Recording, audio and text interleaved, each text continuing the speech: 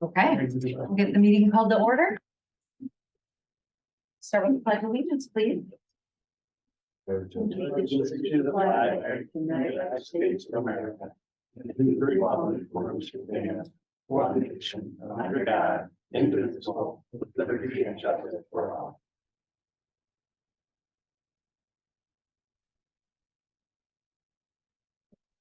Roll call. Tom, Porter, Laraway. Yep. Zucker. Yeah. Ray. Yep. Depression. Here. Simon. Yep. Okay. Has that everyone had a chance to take a look at the agenda? We'll make a motion to approve the agenda. Support. I second. All those in favor? Aye. Those opposed, same sign. Okay, moving on. Has everyone taken a look at the minutes from the last meeting?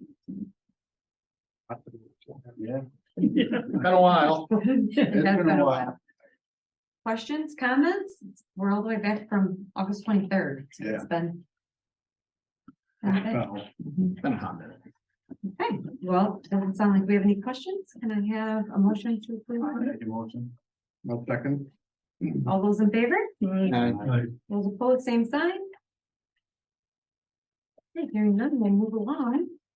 Got a agenda topic for election of officers.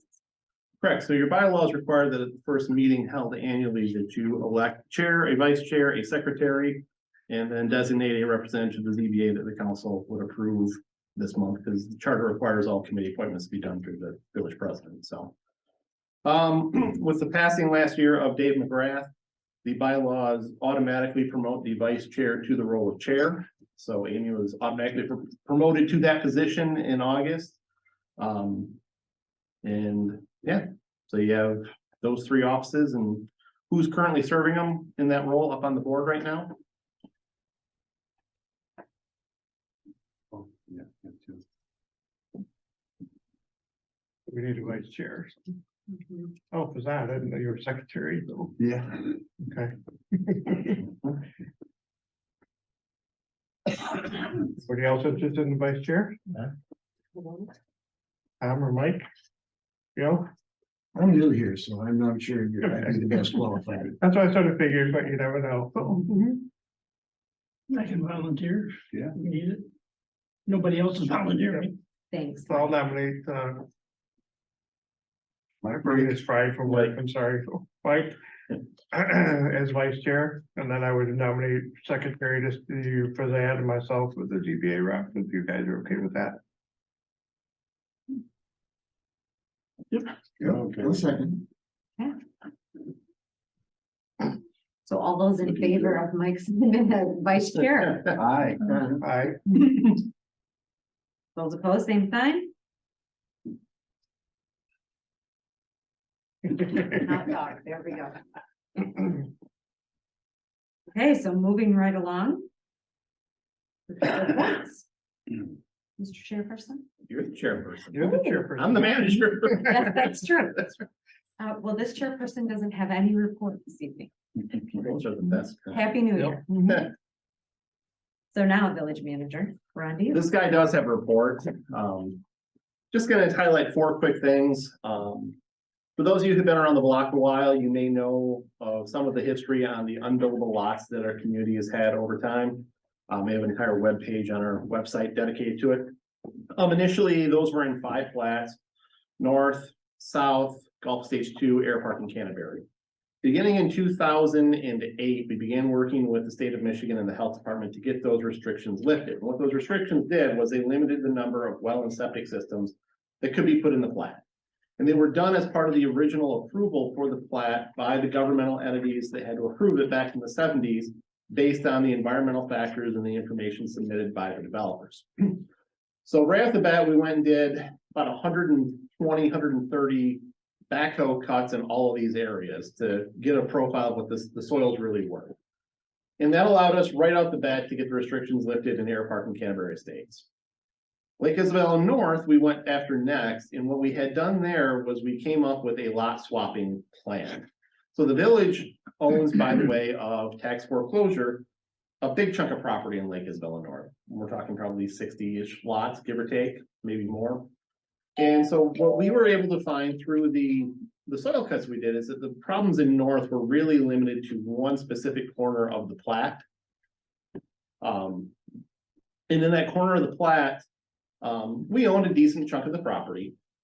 So we went back to the health department in the state and said, you know, what if we kept some of the lots that we currently own as like a swapping option? So if someone has a privately owned lot and they go to get a permit and they fail, they could then swap out for a lot that we own that we know is good.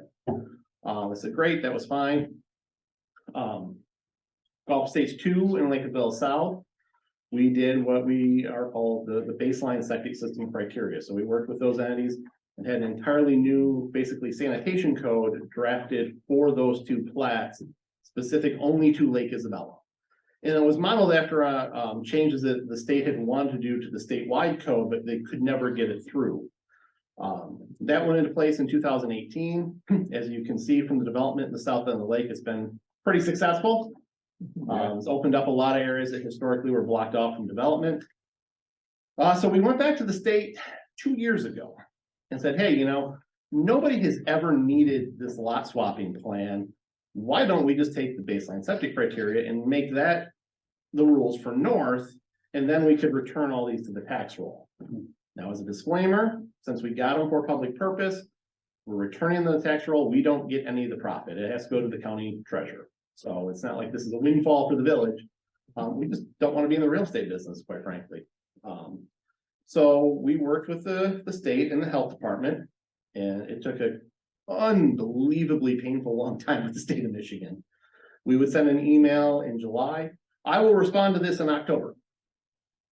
I'm retiring in October. You know, it's finally we got them on board. We have formally signed it. The health department has formally signed it. We're presenting it to the Board of Public Works at Isabella County at their next meeting for them to sign. Once all three of those are done, Eagle has said they will sign it once everybody else has.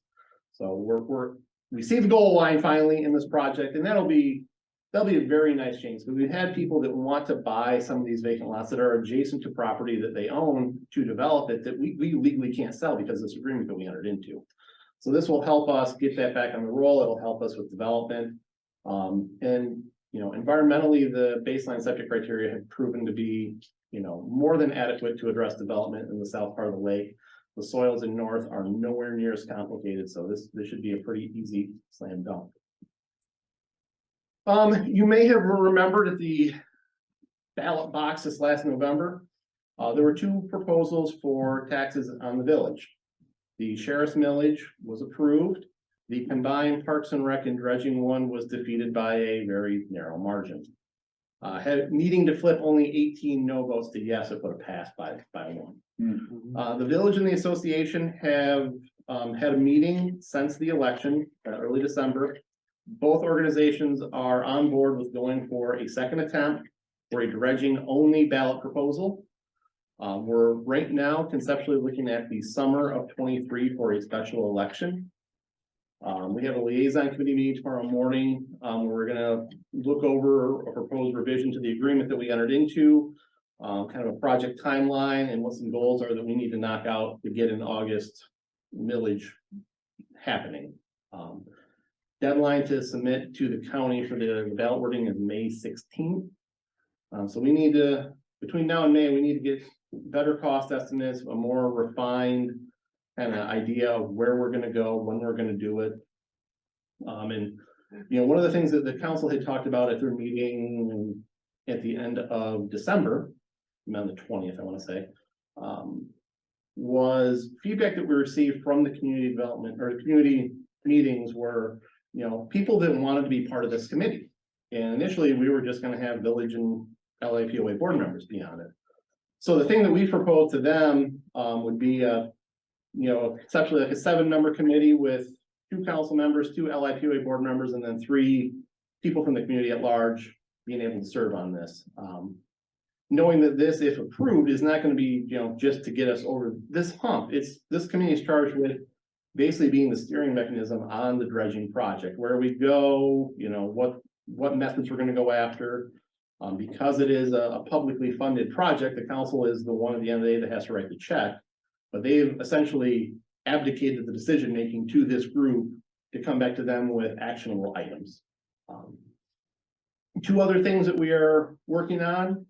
We are in the process of getting an agreement with Isabella County to be included on their chip and fog project list for 2023. We would target the major street portions of DeQuessa, Queensway, and Bundy Drive down to Essex. This is about 2.8 miles of major streets that we would do a chip and then fog. Working with the county, we will see a tremendous cost savings because this will be bundled in as part of a 30+ mile project they're bidding out, as opposed to us just going out on our own trying to get this done. We think this is a win-win, and we certainly like working with them. So we're waiting for them to give us the agreement for the council to approve, but that's on the radar for what we're gonna be looking at this summer for a street project. And last but not least, What does the fog part mean? it's like the black sealant they put over a chip coat. So they'll chip it out first. They'll chip it, then they'll fog it, yeah. Okay, all right, I don't know, I mean, it's not what I thought of when you said fog, but.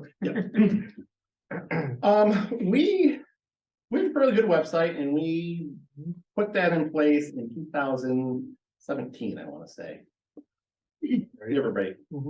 We're looking at doing a refresh to our website.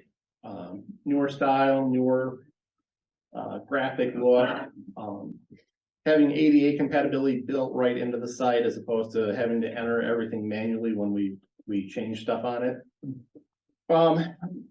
Not just to give it a facelift, but going to a newer template through our current provider, we would be able to add a feature called e-notification to our website. And through e-notification, residents or just anyone in the general public can sign up on a page that anytime we update that, they can be notified. So if they want to follow the council, the planning commission, we update that, we hit the button, they get a notification. We think this is going to be tremendously valuable if we go forward with the dredging project, that we can use that to keep people updated and in the loop.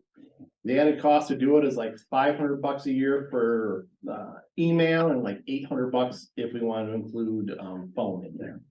And one of the things that conceptually we've looked at in doing this as well is having like an emergency notice page on our website. So if something did happen, you know, the water system needs to, you know, boil advisory or whatever, we could just notify right there, and that would send an alert out as well to whatever Isabella County does with Code Red or E911, whatever they're using now. So that's you know, that's something that I think the council is going to look at for an actual item at this month's meeting, with the goal of being online if approved early to mid-March. And part of that process is moving forward with the dredging project. We're looking to do another dedicated page on our website to the second proposal, that the schedule for the project I've tentatively laid out would be in the second to third week of March going online. So having the new site up for that with a newsletter coming out a week or two beforehand is part of the strategy in terms of engagement that we've put together for the second proposal. I mean, the webpage will also be developed so that it will come up correctly on the cell phone, you like that as well. Devices. So to clarify what that means, if we upload the minutes, folks could go out immediately and Yeah. check the minutes. Perfect. Yep. I think they'll make a nice addition. Yeah, it would, especially, you know, we are very intentional that we put our packets online, you know, before the meeting. They're on the homepage of our website, that, you know, the public has every opportunity to look at what our boards do the weekend before you have a meeting, you know, so, you know, that's how we operate, and I think that would be just a good feature to add to our website. Yeah, definitely. The liaison committee between village and the LIPO, we're gonna meet tomorrow where? Here, Here. Yep. 10 And a.m. that is under the Open Meetings Act. Yep. Public welcome. Yep. I just want to make sure. Yep. Everybody knows that. So one of the things that we've started to do this year is, on Sunday, I schedule a post through our social media software to put out, here's what's happening on the week ahead for the village. So that goes out, and it's got, you know, Monday's trash pickup, Thursday's recycling, planning commission, and, you know, the liaison was on the one for this week, 10 a.m. here, so. So it does like a week ahead? So I- Kind of give you the- I can schedule posts months in advance. Okay, So like when we did the bond project in the fall, I sat down around Labor Day weekend and had every post planned, approved, scheduled to go through the election. It was such a time saver, right? You know, take an hour and a half to do that as opposed to trying to remember, oh, I've got to go update it this day. I've got to go update it this day. And it's definitely got a lot of value to it. But Mhm. I asked you about the meeting, because it is new to the program on the site. Yeah. And I want to make sure the public knows that they're welcome to come. The members that are gonna go on that committee from the public, how are they gonna be chosen? That is, what we're proposing to the association, the association still has to agree to all this, so this is this big picture. Would be that, you would use the link on our website right now to apply for a committee appointment. And then the members from the village and the association on that committee would select from the applicant pool, the other members to be on that committee.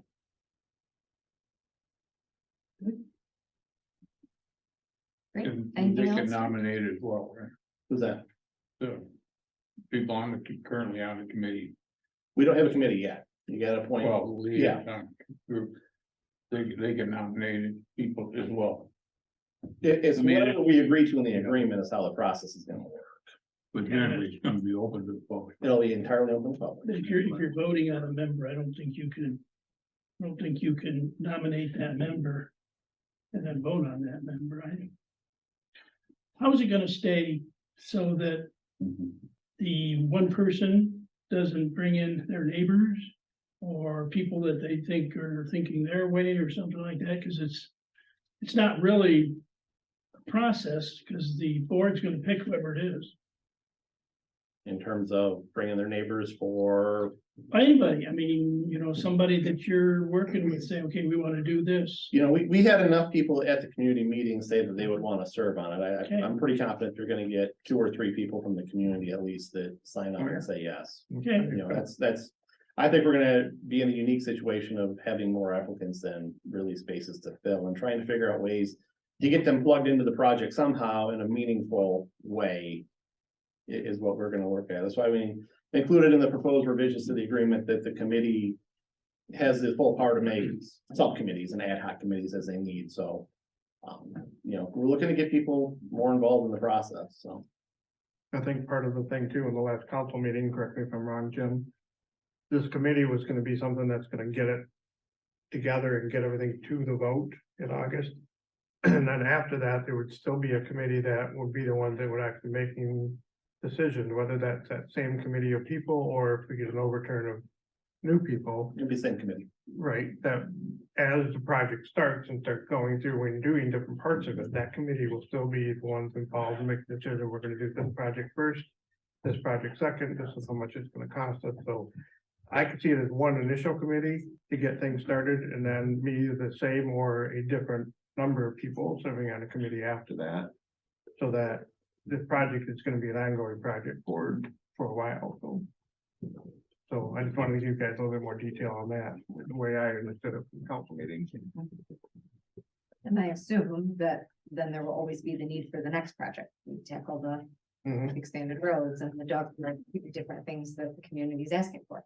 Yep, this particular committee, I think, would be just for Like the restoration. lake itself, Right, like restoration. But I'm That doesn't saying, mean we as can't the have others, community you're comes right, forward with exactly. voices Yep. that they'd like to be involved, there'll be Yep. opportunity for more committees and more projects and people step up, and that's how things And get then, done. and those committee meetings will be open, so the public is welcome to come in and voice their opinions and ask questions and do all that stuff just as well. Then that committee reports back will they report back to both boards? Yes. Okay, so both LIPOA and council will hear back from those guys, so.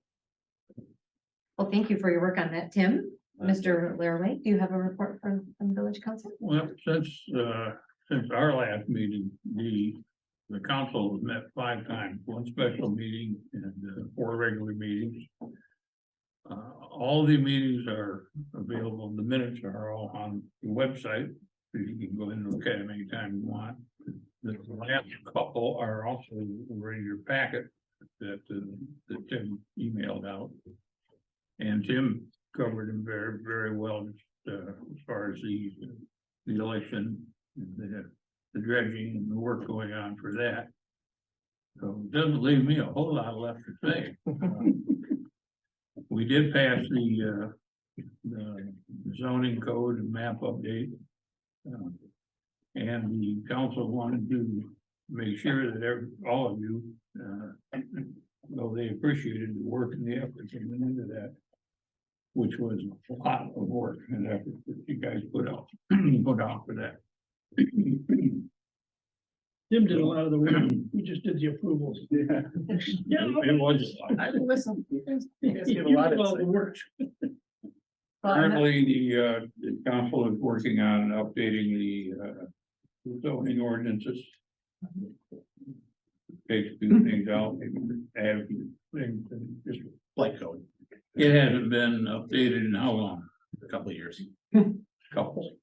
Yeah. We went through in 2020. I don't know, longer than that. Maybe. Definitely is, new.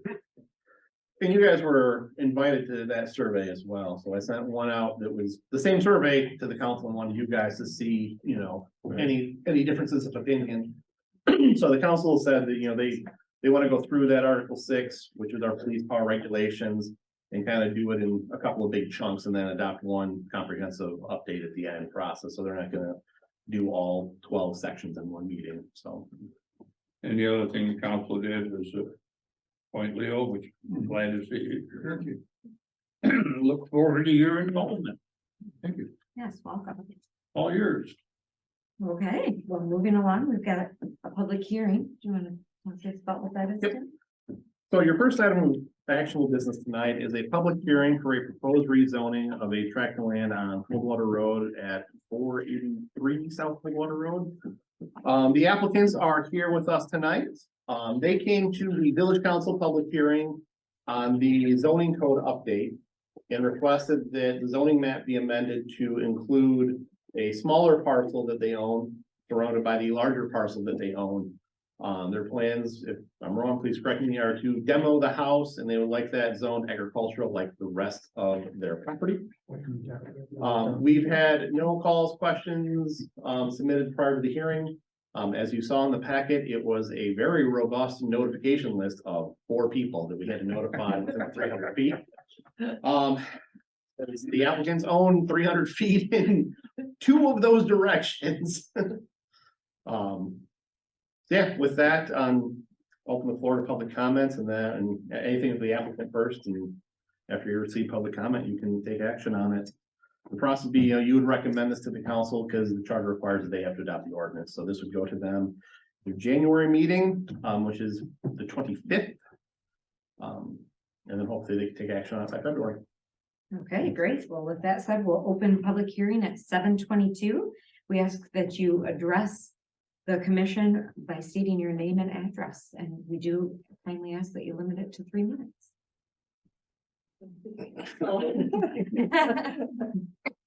Sandra Strauss and Alan Cook, Alan Cook.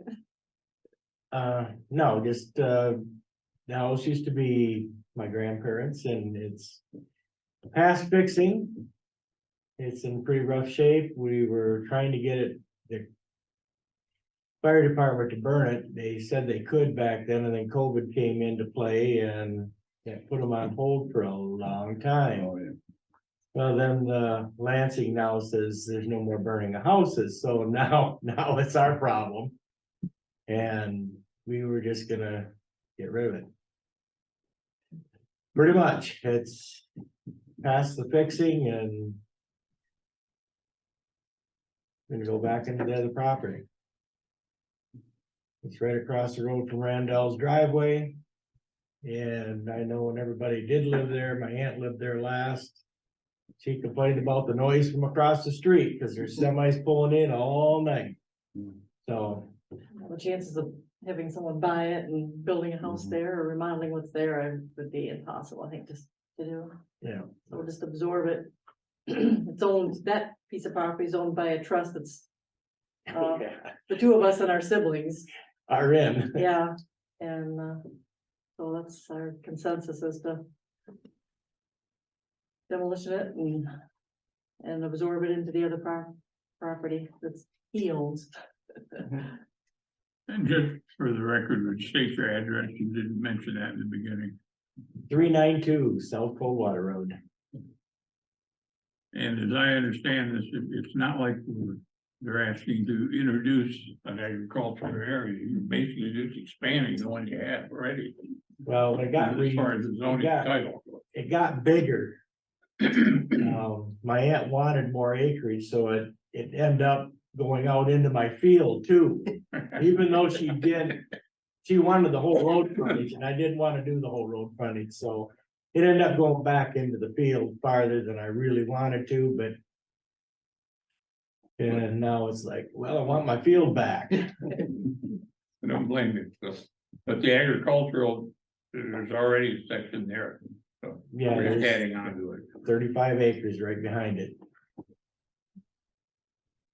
Any further public comment? Comments? I would just have one question. Are you guys still interested in doing the burning and the fire stuff? Have you talked to Chief Livermore at all lately, or? We'll see him on Thursday. We'll see him on Thursday. Okay. 'Cause I mean, I sit on the fire board there now too, and I know that he's always interested in looking for that. And now that COVID's done, I wouldn't be surprised if he would say, yeah. He said he had a problem in Lansing. Lansing has to give the final approval on it. Oh, okay. Lansing isn't wanting to do it anymore. Okay. I think it has to do with carpeting and, Probably shingle. shingles. Yeah. Stuff like that. Okay. All right. I mean. Thank you. take those Yeah. Oh, if that's all it took, We'll I'd take it probably strip the shingles and take the carpeting out.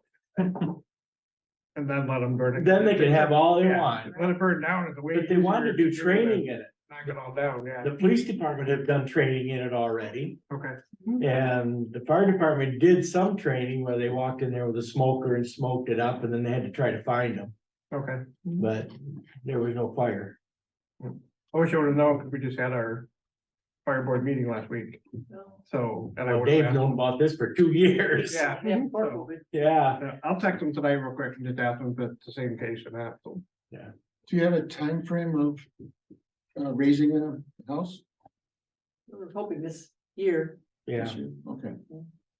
yeah, I just didn't wanna do it this winter, I'm I kind of busy understand. right now. We're both now retired, so we have a little bit more time. Don't retire. You see what happens? You start demoing houses. Yeah. Solar systems and. Yeah. Okay, we'll close the public comment at 7:27. Further comment from the planning commission? I guess I'll start. I don't see an issue with Yeah. the demolition of the home. I think it likely cleans things up a bit, and I don't see an issue expanding that. No, I'd move it on to the council. I agree, so I mean, if so's roundabout, anyway, I have no reason whatsoever to say no. We're just talking about zoning here. Yeah. They don't have to raise the house. That's not part of the. No, I mean, there's it's no just- proof. Right, okay. But the agricultural zoning will give him the right once he, if Right. either burns down or gets taken down one way or the other, Right. he can turn it into agricultural at that point. And they can also get it classified differently for assessing. Right. Right, correct. Good point. So because we're recommending to the council to move forward with that, there's really no vote. that we- You need, yeah, you need a The motion. motion, yeah, Yep. which I'll make the motion. We go ahead and allow the public hearing, excuse me, allow the zoning to be changed from LF5 right now Correct. down back to agricultural for that particular lot. Second. All those in favor? Aye. Those opposed? Same thing. Okay, motion passed. We have no existing business, so we'll move on to We new. have public comment. Oh, I'm sorry. We do public comment again. Yep. Well, the public comment for the public hearing was only for the hearing. There's public comments for anybody who wants to say anything, so. Okay, I might need that on there more than once, but I'm here. Yeah. Okay. Sorry about that, everyone. No, don't get it. Don't worry about it. We'll open it up to public comment. Any public comment? Okay, so opening and closing public comment at 7:29. Moving along to new business. 2022 planning and zoning annual report. The planning commission is required by statute the Michigan Planning Enabling Act. To annually submit a report to the legislative body that covers planning and zoning activity for the previous year. Also addresses, any type of training and also recommendations that the planning commission would like to send to the legislative body on land use related matters. So this is a report that we've presented every year. Copies of it are on our website going back several years, but gave it a little bit of a facelift this year with a newer style, more modern print setup. So it starts off page 1. We have the membership terms for both planning commission and ZBA. I'll fix the offset there. I actually have already fixed it. On the 2 terms there, but acknowledging everybody who served in the last year. And we also included a note at the bottom there, acknowledging Dave McGrath for his service and what he's done over the years for the planning commission and also his service with the LIPOA. Page 2 is our permit and activity historical summary. So this goes back to our incorporation in 1998. Since incorporation, we've had 1,159 zoning permits this organization has issued, 395 for new homes. We've tracked our variances heard and approved. We've tracked how many ordinances have been adopted annually and how many planning commission meetings you guys have graciously given your time to.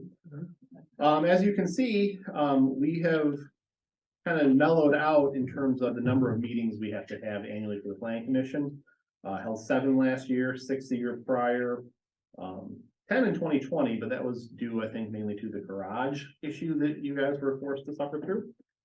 But you know, it's nowhere near the early days where it was 12, 13, 14 times a year. Excuse me. Thank you.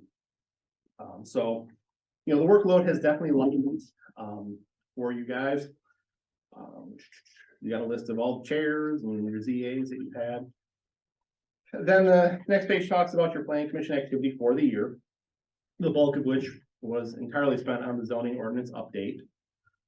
You did not have any special land use requests, and the only site plan you took action on last year was for the rec fuel at out of bounds.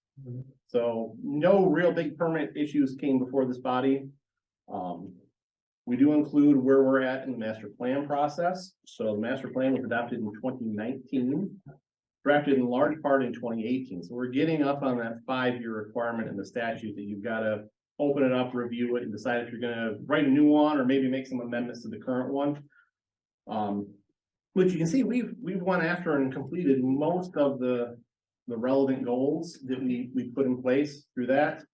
The one that we have put on delay right now is obviously grants for walking and biking paths because we don't have a funding match since the millage was defeated last November.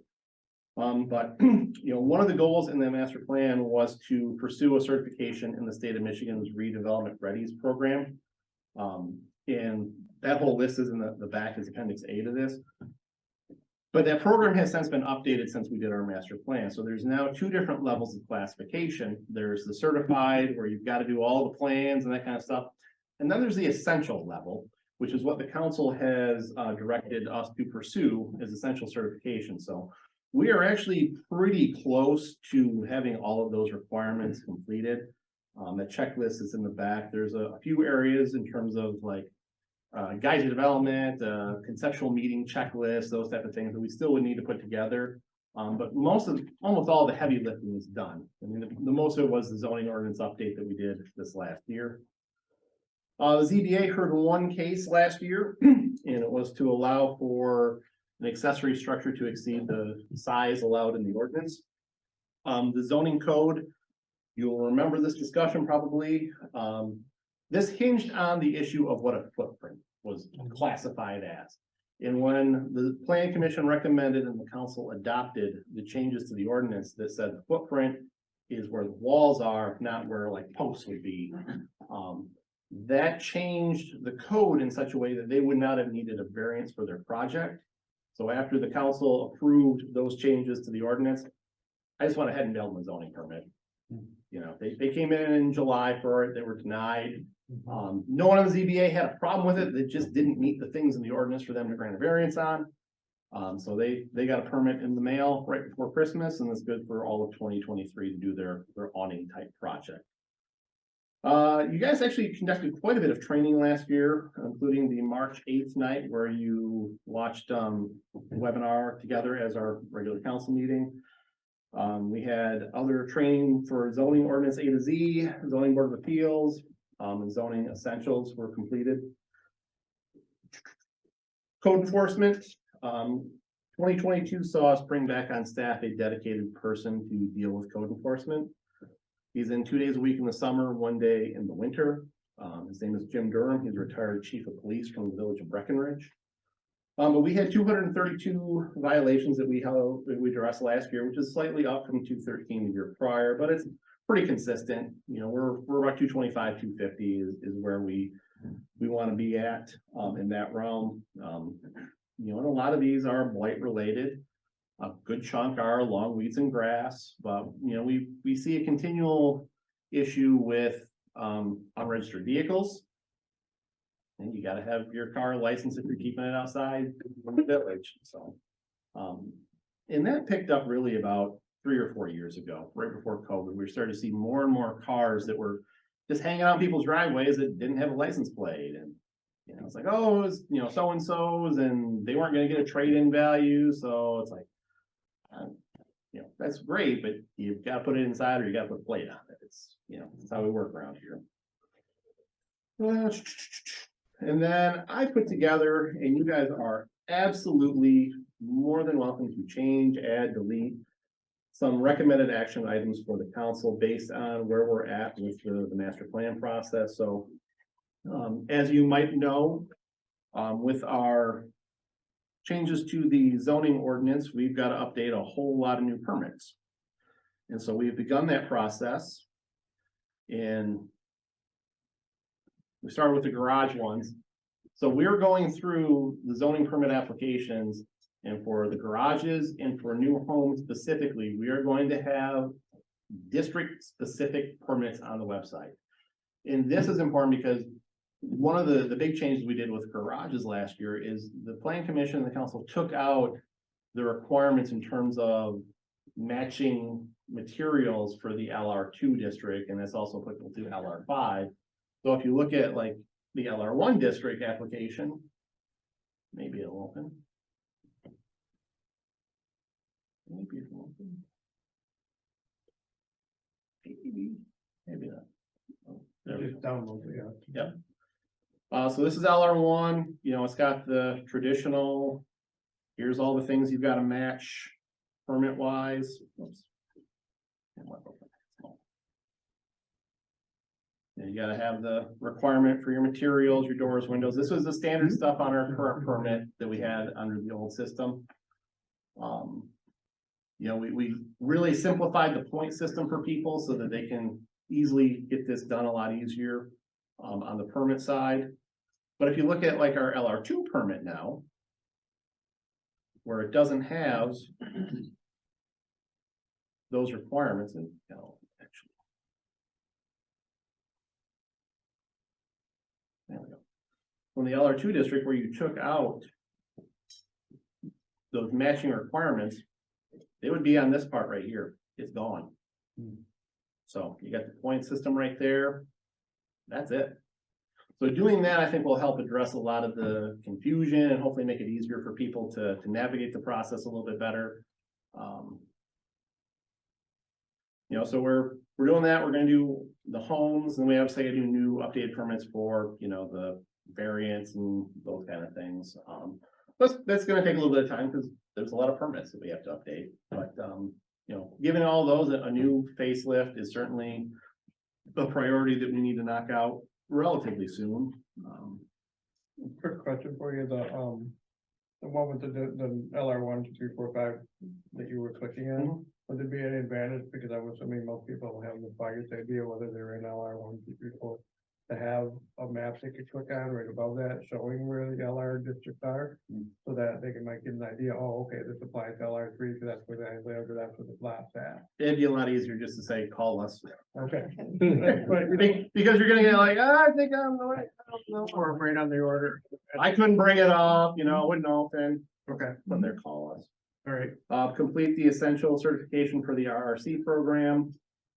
Applying for a Spark grant from the DNR for funding to do the park and rec plan improvements that were outlined for the area next to the village office right here. That was the farmer's market type pavilion project. You know, there's not enough funding available in that program to go after the walking trails and that type of stuff, but we could definitely, I think, go after something to do right here at the office on that property right there. And so that would be a priority to look at this year.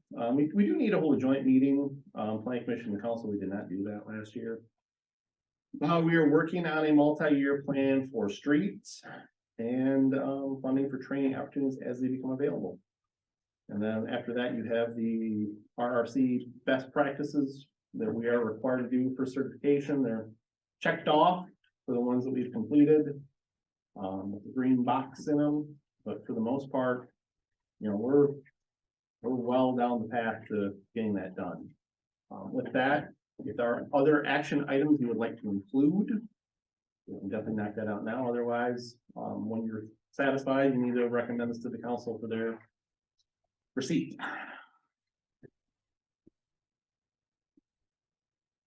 Any comments? I was happy with what I read through everything, so I can't think of anything additional. I would recommend. If there's no comments, motion, we move it. I'll second it. All those in favor? Aye. All those opposed, same sign. Okay, and then we're gonna forward, and then we have, looks like we have our 2023 meeting dates. Correct. The planning commission meets the second Tuesday of the month at 7 p.m. is your regular meeting date and time.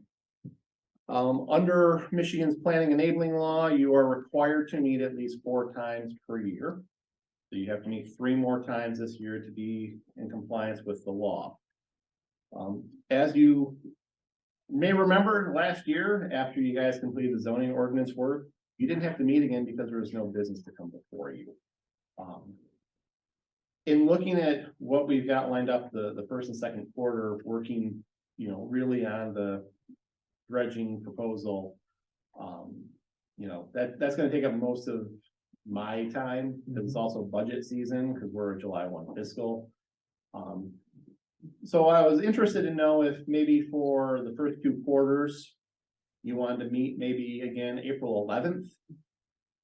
And then after the 4th of July, understanding that if a project came in or an application, you would need to meet on your regular meeting day. But with no business, I certainly don't want to drag you out on Valentine's Day just to sit around and talk to each other. You know, on March 14th, it's not spring break week, it's 2 weeks after that, but Close to St. Patrick's Day. there you go. Your green beer. You know, but it's important, I think, that we maintain the, you know, if you have a project and come in this date. But then as we get through the dredging work, you know, I would see that second half of the year starting to look at the master plan again, you know. But I'm not opposed to that. That's a great plan. So April 11th and July 11th at this point, unless otherwise. Yep. Cool. and we'll go from there. Okay. Well, at this time, I'd like to open it up for public comment again at 7:43. I have chance. I actually do want to make a comment. My name is Justin Mitchell, 1030 Castle Drive. I had 2 questions. One of them was a comment. I would agree with, I don't know. Jeff. Jeff's, oh, are you Jeff Gray? Yes, I am. Oh, okay. I put your Nice name to together meet with you the Southfield. With Jeff's comment about putting the link to the maps near the thing, because I am on that part of the website all the time, and it is annoying to me that, because I'm looking up different properties all the time, and I can never find out which one's in which area, so it's like, okay, which one was this in again? So I think we should have that thing. And then my other question was on the website, you know, who is the website currently hosted? And when you guys do a change like this, is there like a committee of people who do this? Because I know that there's, you know, really good municipality website software out there, and I wasn't sure if, you know, if there's been a robust review of that. But I was very interested in that because as a community member who's also a software developer, you know, there's some much better, you know, community solutions, and I wasn't sure if before that upgrade was done, if that, you know, what kind of review that went through. So those are my questions. I know that, the village does have a company that does all of that stuff. I'm not a big website designer. I don't want to do it. In the past, Tim has won awards for the state of Michigan for the websites that we've had. Years ago. So, yeah, so, but I mean, Revise, that's it. That's what Franklin uses is revise. Everybody uses Revise that knows what they're doing. Yeah, yeah, yeah, so that's what I was gonna bring up. That's what I would have suggested with revise, but that is interesting that you brought that up. so I'm assuming you can stay with the same company that we Yeah. go with now. Yep. These improvements that you talked about doing are gonna be, I would. Oh, hope so that it's they- already on revise? Yeah. Oh, so you're gonna move to the new revise platform? Correct. Yeah, this is what you see now is what's currently there, so. No, that is The exciting. additional things will give, I would hope we'll get more interaction between the public, the village residents and the website stuff. Yeah. There are some certain things that even I would have suggestions, which I'll talk to Tim about too. I guess. What the I new would like version to will see be too. mobile responsive, which is what you were saying, yeah. Okay, that's it. Thank you. I appreciate it. Great. Closing public comment at 7:45. Make a motion that we adjourn. Meeting adjourned. 7:45, you guys adjourn. Quick meeting, good job.